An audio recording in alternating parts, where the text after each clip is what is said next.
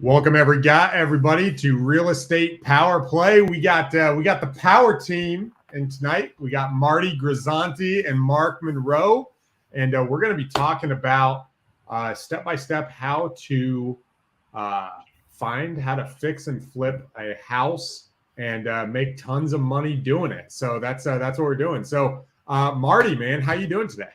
I'm good, boys. Good to see you guys, Ronnie, Mark. Yes. It's been a while, but I'm glad to be back. Let's get this thing cracking because I know we can all add a lot of value to this topic as we've all done it and are still doing it. So I look forward to it. Absolutely. I think kind of stepping back to the basics, right? When you step back to the basics and you get those dribbles down right, and you're shooting from the free throw line, it just makes you better, right? Over and over. Mark, how you doing? I'm doing well, doing extremely well. Just back in the States after being down in South Africa. I was having a great time down there. It was winter. Food is phenomenal. Love it. That's awesome. So you were in South Africa, and then you're going somewhere else, right? You got like 2 more trips planned. Well, I'm going to Nashville. I'm speaking at an event up in Nashville June 2nd, and then I come back, and then on the 10th, we're going down to Canary Islands. So I'm looking forward to that as well. So this is the time of year I like to travel. Dude, that's awesome. Well, guys, we're gonna jump right into the meat and potatoes of what does fixing and flipping look like here in the industry. And I would really like to start with Marty. Marty, I know this is your primary strategy. I know you got in and you're holding rentals and you're doing the investment property. So why don't you just kind of start off and give everybody an overview of the just high level overview, start to finish, from finding to selling. What does it look like to flip a property? Yeah, and really where you can win and do it very successfully is finding the deal, right? All the other stuff is important, sure, but it's the deal itself that's going to separate in how you really make your money, right? Because just like a rental, you're making money when you buy the property.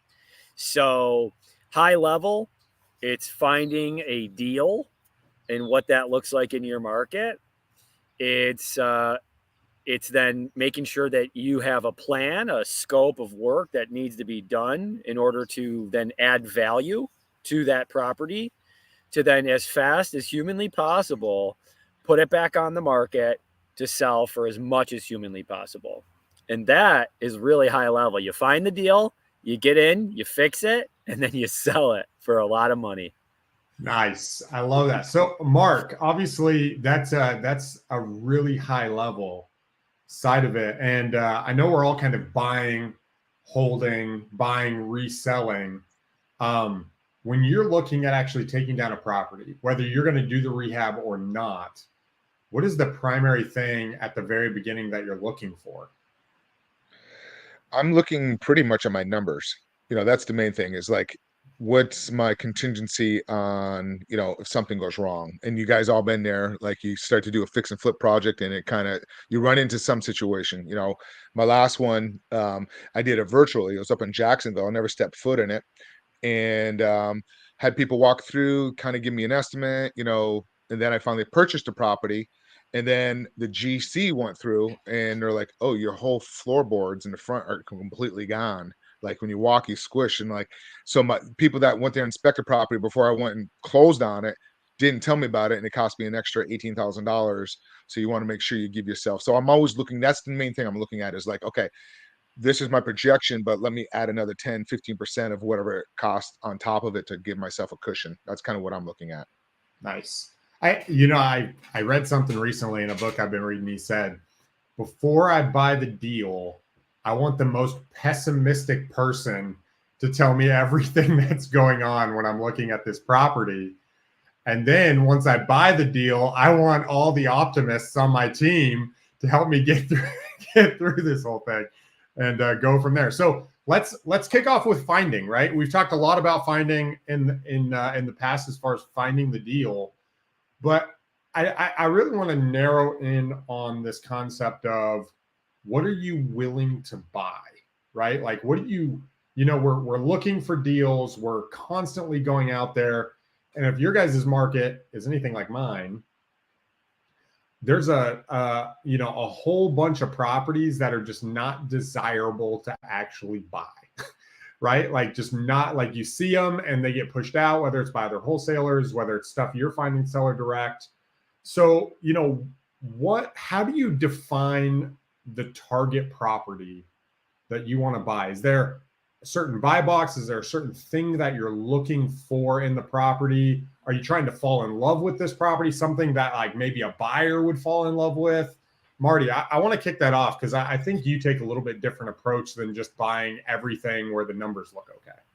Yeah, look, I mean, when I gave you my high level, I mean, on paper, that's what you're doing. But in the reality is you got to know your market and you got to know your numbers, right? I mean, you can't just blindly buy stuff and then try to fix it up nice and to sell it. You got to know who's your target audience here, right? So you want to find exactly that zip code that you know is hot, right? So you'll know, right? And how do you know? Well, typically it's what are the school districts in your area that are highly desirable, right? Where is that neighborhood that is a highly desirable neighborhood that has the ugliest house on that street? That's what you're targeting, right? That's what you want to find. You want to find the shittiest house in the nicest street and with the best schools. So once you have like, okay, I know I want to be in these suburbs. Awesome. That's done. Now you're good there. Now, all right, what do you have to buy things at? Well, what are the costs of the houses that are selling in that area that you like, in that zip code? Well, a 3-bed, 1-bath is selling for $250. Okay, awesome. Now you know that if it's all fixed up with the granite countertops and the cabinets and the flooring and all that shit and it looks great, well, you can get $250. So what do you got to do? Well, you got to typically get it for $100, right? If it needs all that work, because typically, guys, where we're at, our basic rehabs are right now about 50 grand, right? So we're anywhere from 50 to an $80,000 rehab, if not higher to 100,000. Okay. So you got to keep that in mind. And there's a lot of mathematical equations you could use to do that stuff. I mean, there's really just one. And actually, I think Ronnie or Mark, you could probably speak to that. But yeah, you really want to know, where are you going to go? And then once you find out where you want to go, you got to find the right deal. There's got to be motivation with the seller. Typically, these are not just, if it's not going to be on market, at least in where we are. You really got to you got to really scrub and scrounge to find it and really dig in. And then third, you want to have really good teammates on your team. Like, you got to have a good realtor who knows that neighborhood very well, that knows what it can sell for. And then you're going to need a contractor, a GC, who knows exactly what every little inch is going to cost you, so that you can really make sure your numbers are precise. Because, when you're in the battles, in the throes of a flip, you are going to get tested with, this expense and that expense. So you do want to have a really substantial buffer. I mean, our buffer is 40 grand, because that's what we want, we expect to make $40,000 on each flip. So we're going to have a little bit more than that buffer, right? So you really need to get a lot of these you need to get the properties at a discount. You got to know the area, and then you got to have really good teammates that know what they're doing for you to get into this world. Dude, guys, he dropped some really good. Marty, you said you want to find the best neighborhoods with the crappiest properties. And this reminds one of the mistakes I've made over the years is just like pulling a whole metropolitan area and just marketing to it. And then you have the double crapshoot. You've got the crappiest properties in the crappiest areas. And that's not right. That's not really what we're looking for, right? We're looking for those properties that can be gems at the end. No matter what you do to them, it's not something you're looking for. So, Mark, is there, from your side, when you're targeting a property, when you're trying to decide this is what I want, what is it that you think, on top of what Marty said, what do you think is some of those rules of thumb that you put in place when you're going after them? So mine's a little different because I do stuff virtually all over the place. So when I have a deal that comes in, I'm looking at my exit strategy. Who's my buyer? That's kind of what I'm normally doing. I usually will go ahead and sell to somebody that's going to do a fix and flip. I have one right now. I mentioned to you guys, it's just between Orlando and Tampa. We put it on the market yesterday, and it needs about $50,000 worth of work. I'm not going to fix it. I had 9 offers come in the first day on that property, Airbnb guys. So I priced it correctly below the fix and flip. And I just don't want to, in this market, I don't want to go through the fix and flip aspect of it, because I don't know where the market's going. But in general, like when I was doing that last one I did up in Jacksonville, I had to really rely on boots on the ground. I had to do a lot of due diligence. I had to do my own research. The beauty today, you can jump online and kind of do a lot of the research. How's the school district, blah, blah, blah.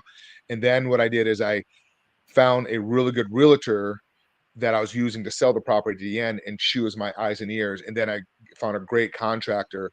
And originally, the realtor wanted me to go with her contractor, and I'm glad I didn't. Come to find out, it was boyfriend and girlfriend, and I can just imagine they would have just slid things under the rug. Where I went with somebody else that they didn't know, so she was like for example, in the second bathroom, he went and put a laundry sink in there instead of a regular sink, and she picked up on it and sent me photos. So that's kind of what I was looking at it on that one. So if I don't know the market that well, I'm going to look for somebody I can sell it to as a fix and flip, or partner up with somebody in that market. That's kind of what I tend to do. So in that deal, you still purchased the property and relisted it.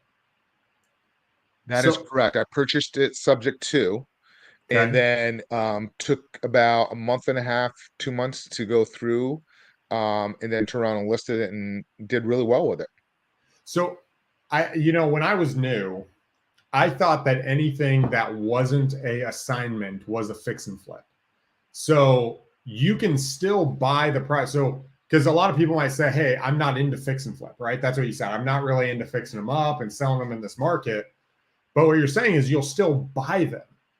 You'll still buy them at the right price and then turn around and sell them to, say, someone who is going to do that. Can you maybe unpack that just a little bit? When we're talking about finding a target property that someone wants to invest in, that wants to make money in, what are you looking for in that, right? For those who are thinking, dude, I can either fix and flip or I can assign it. Well, no, you don't have to do either. There's another option. Can you unpack that for the audience? Sure. I'm looking at both. I look at several different exit strategies. I always go into it plan A, B, and C. So if something happens, what's my next plan? I'm always looking at that. I don't go in there with just one strategy, because things happen all the time. What's my emergency? If I have to dump this for whatever reason, what's my worst case scenario? So on this particular one, each one of them is different. I saw that there's great profit there. I saw the potential. I knew I got a referral from the contractor, and I just felt like, hey, you know what? I'm just going to go ahead. In that market during the time, the Jacksonville market was going crazy, so I knew I could come out ahead and probably tack on another $25,000 profit on it versus just selling it. And actually, I ended up making about $32,000 extra doing a fix and flip versus if I just sold it outright. I love that. I think that's awesome. When I jumped in, very similarly, I used to think when I bought it, I had to fix it up, right? For years, that it was either I'm going to assign it or I'm going to buy it and do a full-blown flip. It was probably not until 2016 that I realized that people are actually buying them and turning around and just putting them on the market for a fix and flipper to buy. Because I think it's becoming more and more common for people to look for their properties on the MLS today. And so, guys, if you're out there looking at deals, if you can line up, which we're going to talk to here in a little bit about just analyzing deal, if you can line up the funding, if you can figure out the acquisition, you don't have to do all the work. Now, kind of back to that, lining up the analyzing the property. And Marty, I want to go back to you. You talked about a scope of work, right? You talked about okay, you've got the property, you put it under contract, you're figuring out what it looks like, and you're trying to kind of distinguish that risk versus reward on this property. What's most important to you when you're doing that, right? Are you just trying to identify the number? Are you assessing certain risks? Is there certain types of rehabs you're not willing to do? Like if it has this, I'm not willing to go down that route. what does that analysis process look like for you to decide this is something I'm going to buy? We got a lot of comments, by the way, guys. You got good comments coming in. Good comments coming in. So, we are our big part of our company is a fix and flip division, right? We have employees, so we like to keep them busy. So we're looking at when we're looking at properties, because we have a wholesaling division, but the wholesaling division is for the fix and flip division. So we really look at it one way, like, hey, we know this is going to work, right? Because we're buying it so right. We're buying it with a wholesale mindset, right? The property is going to make sense. And what does that mean, buying it with a wholesale mindset? The wholesale mindset is we're getting it at 40 cents on the dollar, right? We're getting it at 50 cents on the dollar at the most. So we can pick and choose, right? Like we're not just whimsical about, hey, we're going to buy this and then fix it up and then it'll be like a fun project. So it's very much, okay, we know, because guys, at the end of the day, we're 6 years of doing it. So it's a little different. Day one, folks, this wouldn't be something I would do straight up, right? Like you got to find the right deal to do this, and you have to have the right people, and because you can get punched in the face very quickly. That's why you have to have it at a wholesale price to fix and flip when you're new. But we have just kept that same mindset. We're not going to just, make something happen. It's gonna be there. Like we don't have to like, oh geez, like, is this gonna work? It's like, oh gosh, this thing, we could sell it to, it has to make a ton of sense for us. And we get really excited about the fix and flips that we do. So back to your question about the scope of work, that's again where having the contractors that are on our team, they can go, okay, we know what this costs. We have the surplus of this material. I mean, we know what this paint costs. We know all those things we have. It's already there. I am not the best guy to talk to about new flippers. It's not good for me right now. I haven't flipped with not having like our shit in order in a long time. So I guess I don't know, other than we just follow what Amber says, who's my partner's wife. And if Amber thinks it's good, and we know it is, because we can go in and we can see it right away that it's right in our wheelhouse, where it's like, it's cosmetic, guys, is what I really should say. It's a kitchen, it's a bath. We're not messing with if something's built on a slab, we don't like it. If something's pre-1900, we don't like it. If something has bad roof, we don't like it. Foundation, we don't like it. We are very picky. We're greedy, and we're fat and lazy. We want a kitchen, bath, floors, and paint. If that's all we have to do is a kitchen, a bath, floors, and paint, and the windows are new, and the roof is good, and the driveway's fine, then the rest will take care of itself. But you really got to be very specific and picky on what you buy.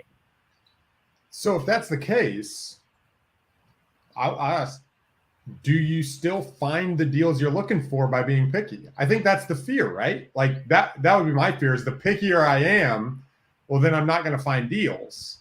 Do you find that being true, or like where people have to kind of expand a little bit, or do you find that being more true to what you want?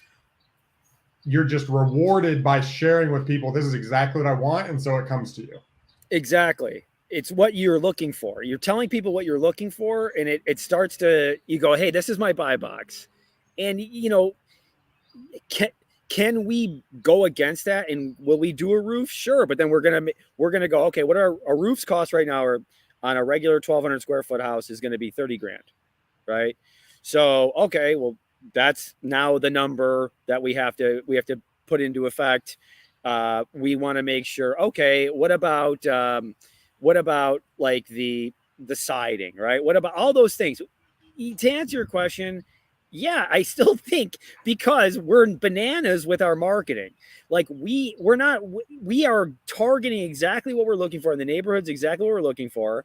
And for stuff that we don't want, we'll wholesale it out. But the stuff that we do want, because we're only doing 12 a year, we're not doing crazy amount of flips. We're doing 12, one a month. And the amount of marketing that we're doing it allows us to be picky. So if you don't have that skill set, if you don't have the marketing engine, then you're going to have to take some risks. And that's the way it is. And you'll learn a lot that way. Because again, this is 6 years of knowing exactly what we want to do, right? We don't want to do the big $150,000 rehabs anymore. We don't want to do the doubles, the duplexes, flips. We want to do this perfectly cosmetic. Like I said, we're lazy and we're greedy and we're picky now. So if we can just keep the marketing up, and again, we're spending a lot of money there, but we know that it all comes back because we are being very specific on what we're looking for. That's really powerful, guys.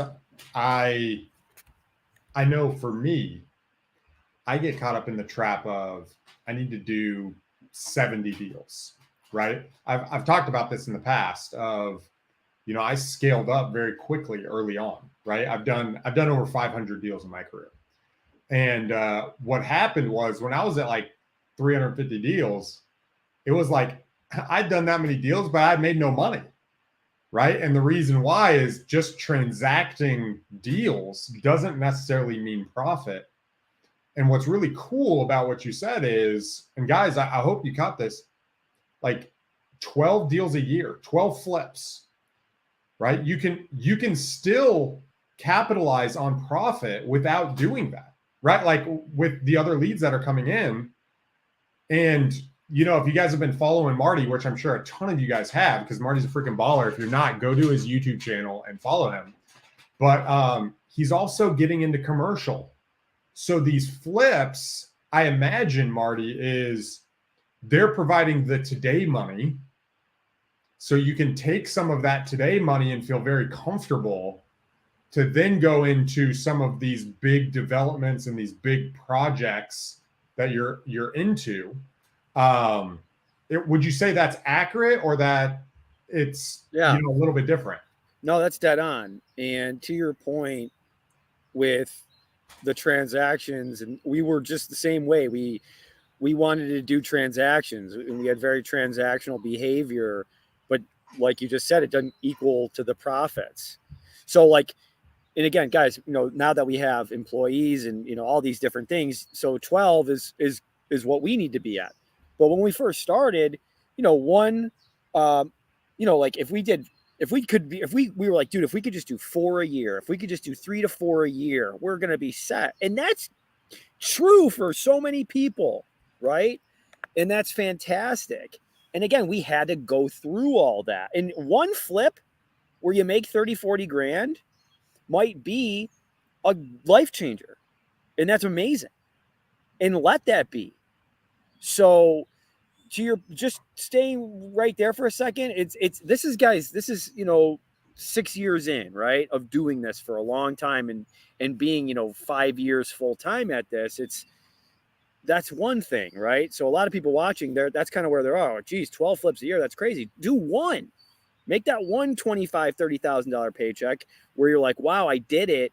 And by the way, what we did, and I hope everyone does this, is we always did a bang up job. We always went above and beyond on our flips, because now how are we getting all these great properties and we're not killing ourselves? Because we're getting referrals from other people, because we did what we say we were going to do. We did a good job, and the quality is unmatched. We're not flippers. We're custom remodelers that happen to then sell the property, right? And you keep that sort of, you keep that conviction, and people know about it. They want to be a part of that. They want to sell to you because they want to come to the house after. It's part of our pitch. Let me show you your house when you're done. Let me show you what I just did. You show shoddy work to somebody and go, hey, you want to come back and see your mom's house? No, I don't. Ugh, what is that you guys just did? No, we are serious. So that's number one. But yes, this is today money that allows us to really focus on the commercial side, the warehousing, the industrial, and the multifamily that we're doing. But it starts with the one, guys. Do the one, do a really good job, build up the reputation, and the rest will take care of itself. I'm gonna ask you guys both a question, because you guys do a lot more fix and flips than I do, especially in this market. When you guys, when you're looking at stuff, because I know some markets, and I know during 2008, a lot of people got hurt in the real estate crash that were doing fix and flips and they used hard money loans. How are you guys both analyzing, like, Marty, I know your market's still warm up there. And Ronnie, I'll go to you. Like, how are Hottest you? market in the nation.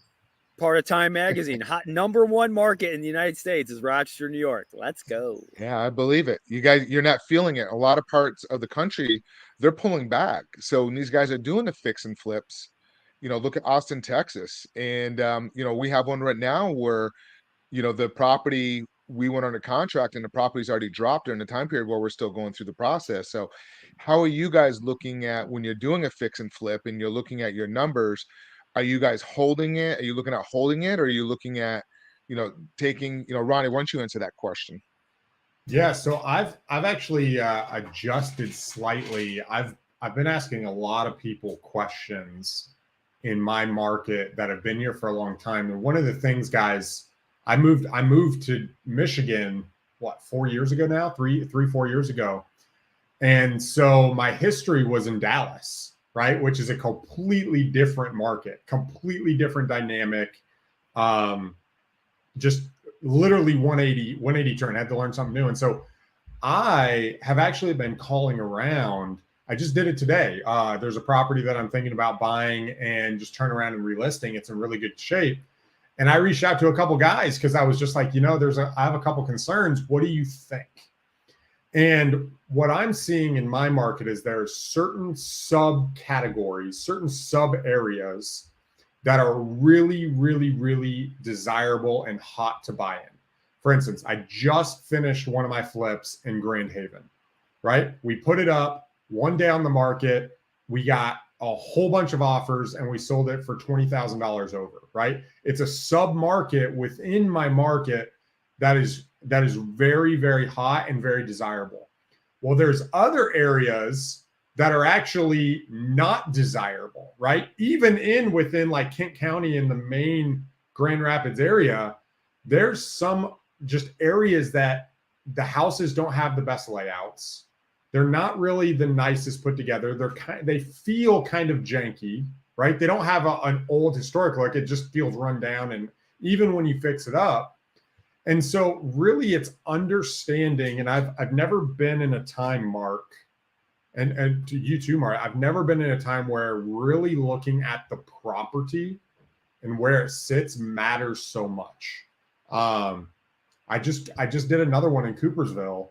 I purchased it and I thought it was going to be a really good deal. And I lost a whole bunch of money on it. I had to bring money to the table to get rid of it because I just missed stuff on the due diligence. And so to answer your question, I think you have to really understand your area. Is your area declining?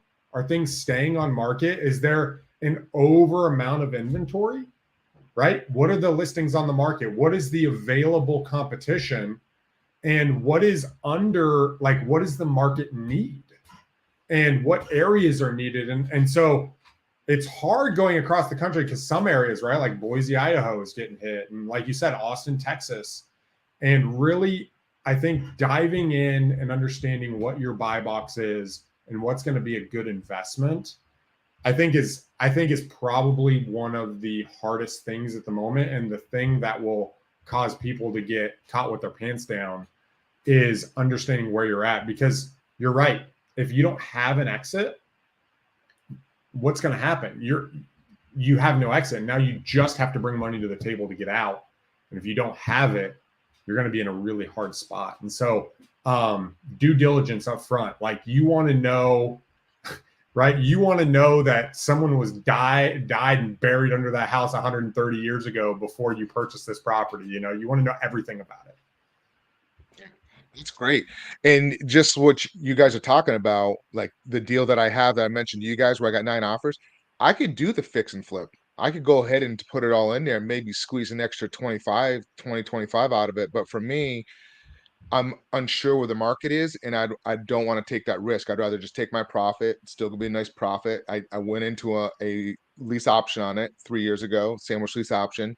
The end buyer didn't purchase it. I ended up helping them back out with a little bit of their assignment feedback. I'm sorry, their option feedback.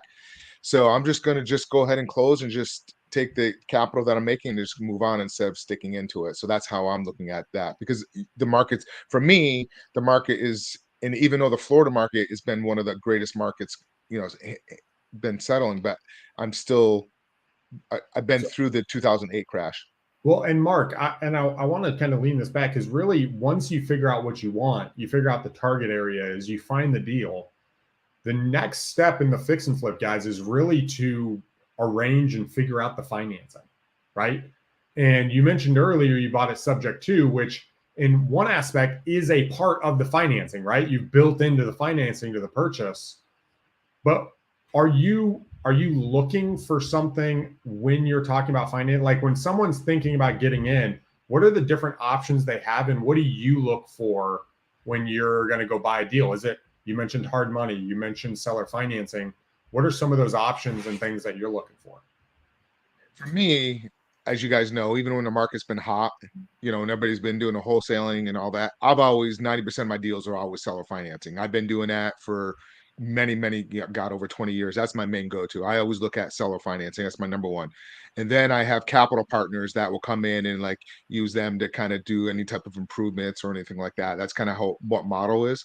But I know you guys, like Marty, what's your model when you go into the financing? How does that whole process look for you when you kind of do that? Yeah, we're coming in cash, and that's a big part of why we're getting good deals, is because we can come in cash and we can tell them, and we can come into that wholesale pricing, because we are cash and we're fast, and yeah, we use hard money. And we all started, well, I shouldn't say we all, I started with 12 and 2, right? 12% and 2 points. That's pretty standard. I know it's kind of actually creeping up now. So, there's hard money lenders really in every market, and you kind of got to get punched in the face with those terms a little bit in the beginning, just to, build up a credit, build up credibility.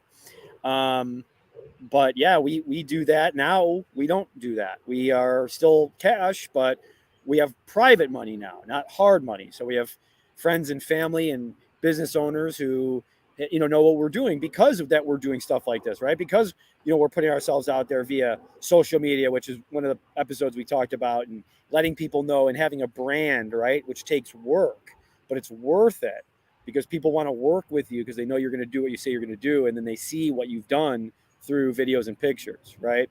So yeah, it doesn't start like that, but we started just like anybody else has to. You find a really good deal that you have to have some exit strategies, like we would buy and hold it if necessary if you're buying cash, but we are cash. We come in cash. We can do some sub-2 stuff and creative stuff if we need to, but we like to just be very simple. The seller gets it.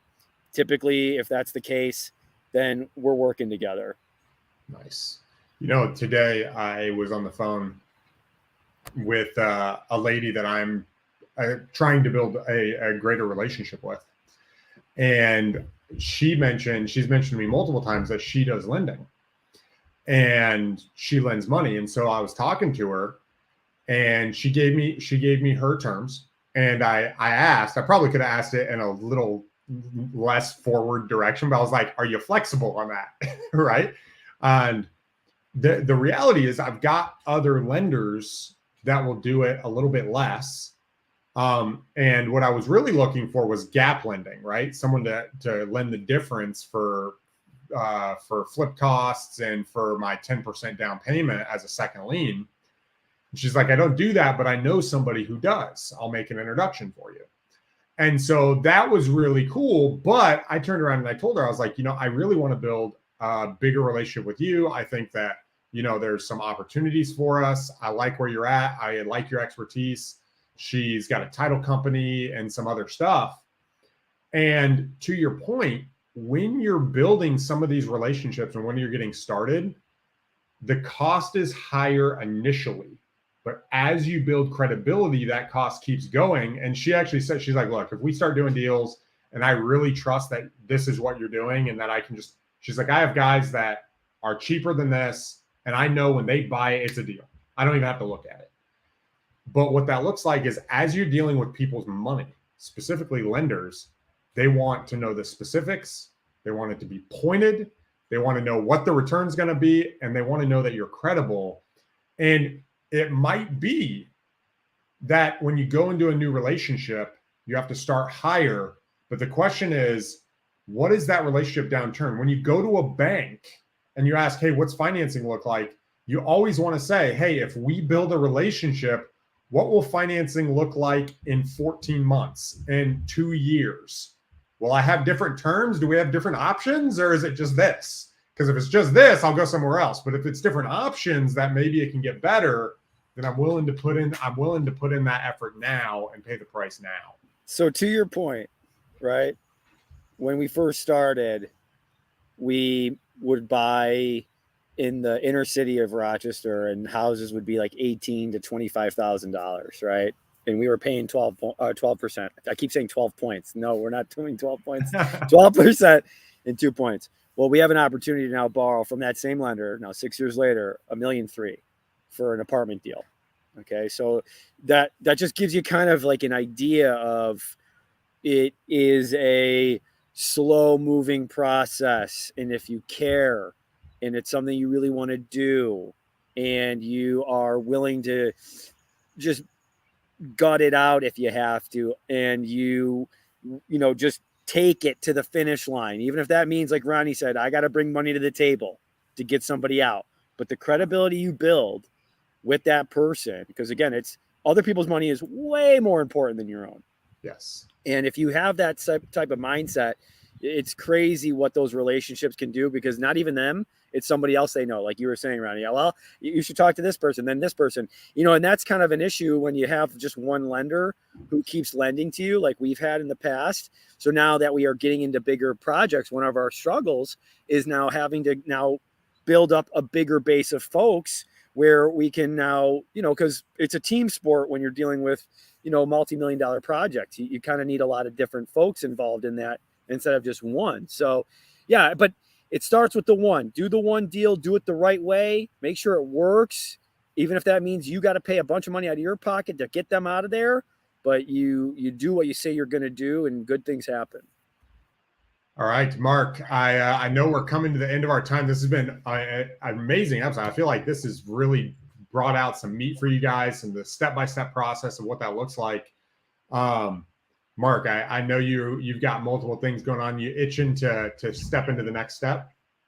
No. Well, I just wanted to say something a little bit about the capital, because I've seen this happen where a lot of times, depending on how fast you need the capital and how long you use that capital, don't worry about if the rate is going to be a little bit more, because time is worth more than trying to go out there.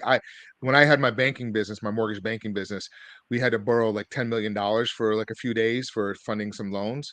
And I had one of my managers go out there and try to borrow, use one of the call lineup. And he spent literally almost a whole entire day just over a quarter of a point. I'm like, dude, the money that I'm paying you, I lost more on it just for you trying to save a quarter of a point on that. So kind of use a little bit of common sense on that. As long as your numbers work, for me, I'm looking at it, okay, if my numbers are work and I can go fast, I'm willing to pay a little bit more. That's all I'm saying on that. But eventually in the long run, you want to bring that capital down when you constantly keep going back to your lender on that. But yeah, Mark, that is actually, guys, that's a gold nugget. That's a power play strategy. There's a lender that I have, and we can kind of come to a close. He's more expensive on the points up front, right? But he has two really big benefits. Number one, he'll cover 100% of the entire deal. So I don't have to bring any money. And two, I don't have to make any payments for 6 months. So what this does is, yeah, it's 5 points when I use him, but when I'm in other projects and something comes up, he has the money. He's ready to do it. We've built credibility. I've done multiple deals with him. That's like, yo, he's not my first lender I go to, but when I do need a lender and I'm short on funds because I'm in other projects or I've got things going on, just like Mark said, sometimes it's not about fighting for that point. Sometimes it's like, yo, there's an opportunity here for blank and my resources are tied up over here. All right, call him. We'll pay him a little bit more because we're going to maximize this amount of deal, and it's a win-win. And so very, very strong point. Well, guys, we're coming to the top of the hour. This has been an awesome session. We might have to do a part 2 because I feel like we only got through like half the rehab process. But final things. I like doing the round table at the end. Final nuggets, Marty. Why don't you kick us off with your final nugget? Things that people can stay work with a partner on these, right? I would highly suggest, unless you have substantial means. You know, we were coming from high 6-figure jobs when we started flipping houses, right? So we could afford a loss. If that's not you, then work with someone who is experienced and has done it, and partner with them, find the deal, and then they can, you know, even if that means, hey, I got a deal and I just want to watch you do it. Yeah, that might be it if you're working with somebody incredible, right? So find somebody that's done this and that's doing it successfully, and then add value to them. And I promise you, they're going to add value back to you. I love it. Mark? 100%, especially if you don't know the market and you're doing it virtually. Find a good team, find a really good realtor to work with because they know the market, and then a realtor most likely will know some good contractors, or just reach out to some other investors in your network that may be in that community and reach out to them. Sometimes these investors want to keep the really good contractors to themselves. They don't like sharing them, so keep that in mind. But thank you guys, it was really good. And Ronnie, we'll let you close it out. Yeah, absolutely. You know, guys, I think that is one of the strongest things, because just this last Friday, I'm getting into some more and just researching development. And I don't know what I don't know, right? In some of the aspects, especially when it comes to like affordable housing and some of this other stuff. And so I went out and I basically told them, I was like, hey, I want to get into this and I want to be as much value as I can for you. And I don't need anything. Like literally, I'll walk through the whole deal. I'll take whatever weight you're willing to share if you just want to dish it out slowly. I don't need anything, but I do want to shadow. I do want to see, and I do want to help you succeed. So maybe we could do something in the future. It's such a powerful move to be willing to do something for free. You know, I think it was Jay Van Andel that says you can make a living working 9 to 5. But it's when you work 5 to 10 for free that you make a fortune. And especially at the beginning, guys, if you don't know the game, like getting next to somebody to be able to walk you through those steps. What does it look like to find the deal? What does it look like to analyze the deal? What does it look like to do due diligence? What does it look like to fund it? What does it look like to do the project management? What does it look like to actually stage this property and turn around and list it? And what does it look like to actually go to the closing table and profit and take those monies and separate it for taxes, for all of those things afterwards? These are all part of the process with fix and flips. And being able to shadow someone or JV with me or Mark or Marty or anybody for that matter is such a massive education, because the truth is, and I'll leave it with this, you're going to pay the price one way or another, right? You're going to either pay the price by making a mistake and learning the hard way, or you're going to learn from other people's mistakes and you're going to be able to model and go that way. So guys, get out there, make your money, make it happen. Guys, this is Real Estate Power Play. We're here every Tuesday. We're coming. We've started to go live and we like the interaction that you guys have. We'll be here next week. Until next time, guys. Peace.